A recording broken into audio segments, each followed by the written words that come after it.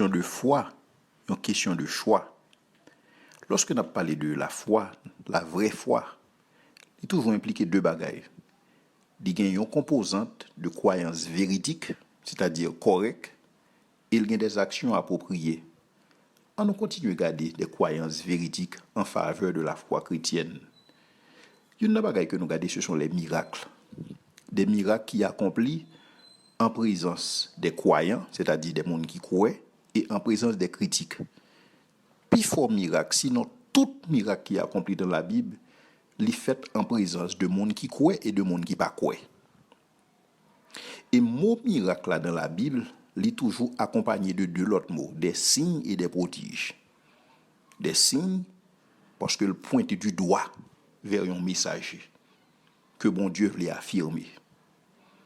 Bon Dieu voulait affirmer, bon Dieu voulait confirmer le ministère de ses serviteurs et il accompagne le ministère ça de miracles. Et miracles ça fait en présence des croyants et en présence des critiques. Il y a un monde que bon Dieu t'a confirmé le ministère, c'est le ministère de Moïse, c'est Moïse. Lorsque Moïse arrivait devant Pharaon, bon Dieu dit Moïse l'a fait de lui-même Dieu pour Pharaon. Et le ça, bon Dieu accompagnait le ministère de Moïse par des miracles. Et le ça, bon Dieu opérait des miracles. Alors, qui sont un miracle? Un miracle, son singularité.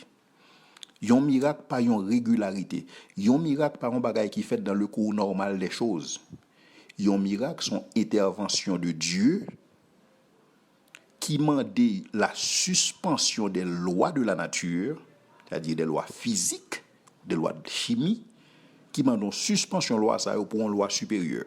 Donc, un miracle pas violer les lois de la nature, mais tout simplement des suspensions de loi ça. Et donc, un miracle, c'est bon Dieu qui fait miracle, c'est pas le monde qui fait miracle. Bon Dieu opère des miracles pour le capable confirmer le ministère de ses serviteurs. Et bon Dieu t'a fait ça pour être capable de confirmer le ministère de Moïse, qui t'a pris pour l'établir la loi. Donc, lorsque le peuple a recevoir la loi dans Moïse, il a pris confirmation par les miracles que Moïse est un serviteur de Dieu. Et lorsque Jésus-Christ vini, bon Dieu confirmait le ministère de Jésus-Christ par les miracles qui l'accompagnaient. Mais Jésus-Christ a établi des apôtres. Et donc, bon Dieu confirmait le ministère des apôtres par des miracles. En sorte que aujourd'hui, lorsque nous lisons les épîtres, pour nous être capable de confiance dans ces serviteurs, parce que bon Dieu t'a confirmé le ministère. Et donc, Dieu a confirmé le ministère des prophètes. Et c'est ça que lorsqu'on lit la loi et les prophètes, on voit une confirmation de ces serviteurs.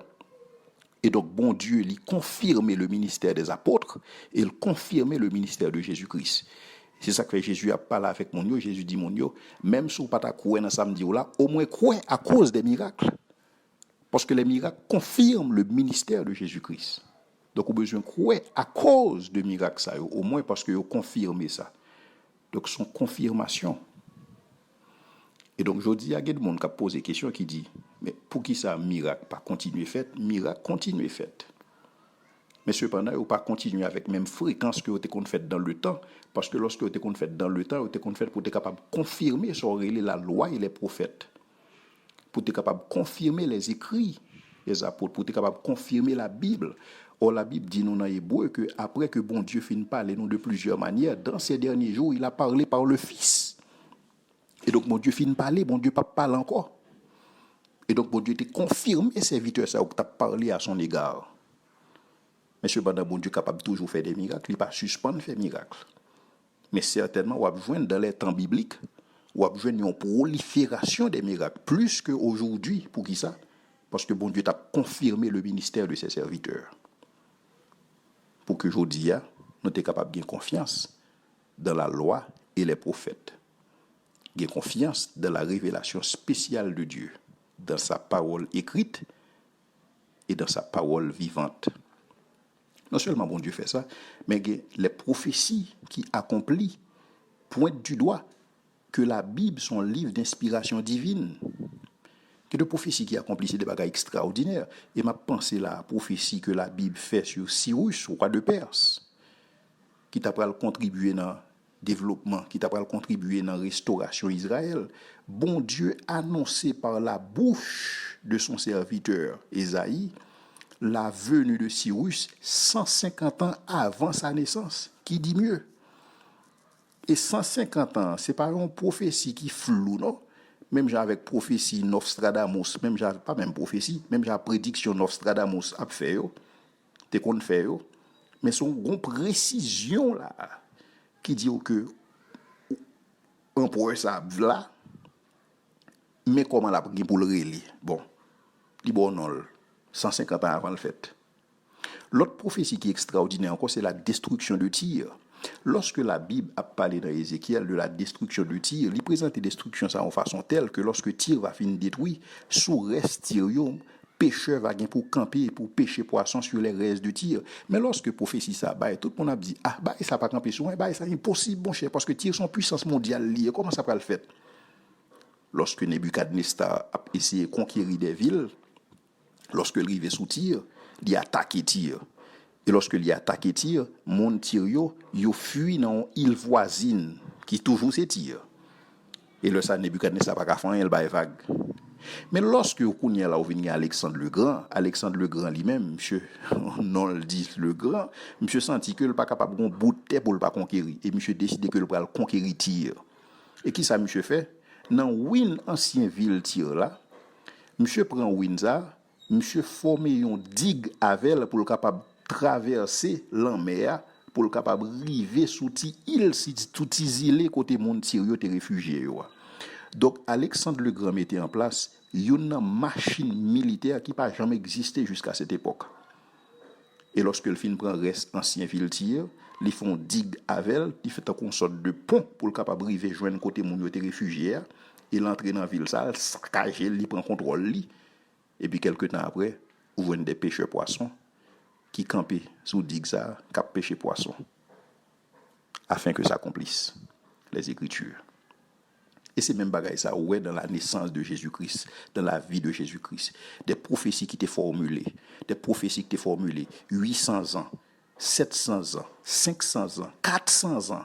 Et toute prophétie ça a été un accomplissement en Jésus-Christ et qui ont confirmé la divinité de Jésus-Christ.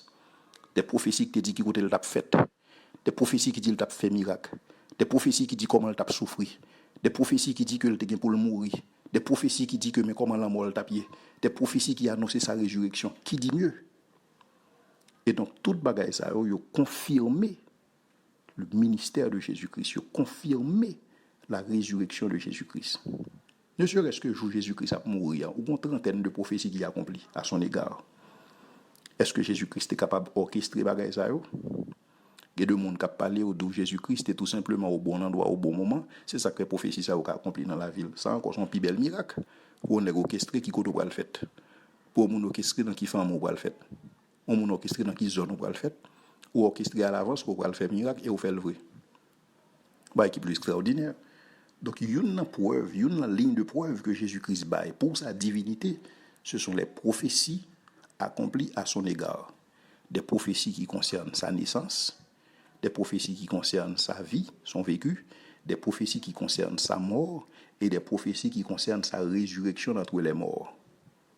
Et des prophéties qui concernent son second retour. Même Jean, première prophétie a été accomplie, reste rien pour accomplir tout. Jésus-Christ est venu, il mourit pour pécher.